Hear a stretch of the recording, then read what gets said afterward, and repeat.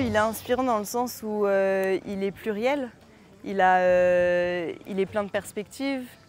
On peut le regarder de façon différente, on peut l'écouter de façon différente.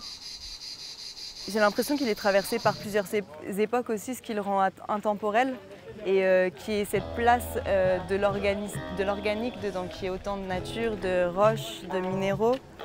Pour moi, ça le rend inspirant dans le sens où ce que je cherche vraiment, c'est à stimuler les sens. Donc le but de cette proposition, c'est vraiment de se servir de toute la nourriture qu'on a dehors et dans la nature.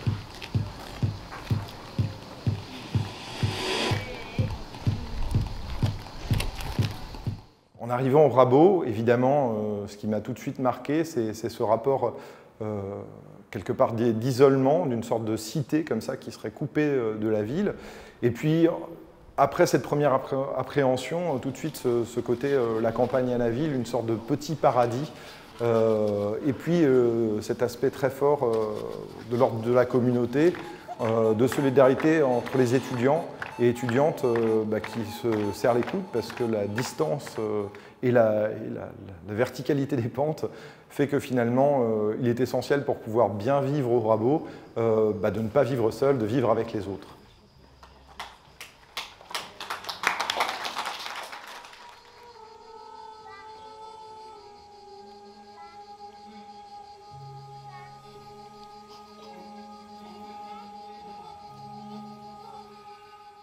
Sur ces 2 jours du grand rassemblement, on propose 3 promenades un peu particulières parce qu'elles n'inventent pas spécialement des nouveaux tracés. Par contre, on nous a confié des clés qui nous permettent de franchir des obstacles habituellement fermés au grand public.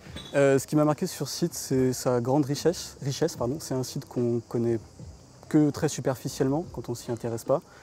Et à chaque fois qu'on y est venu, on y a découvert des espaces différents, des micro-espaces cachés, délaissés, utilisés de manière informelle. Et cette multiplicité d'usages et d'espaces était très impressionnante et je pense qu'on a encore plein de choses à y découvrir.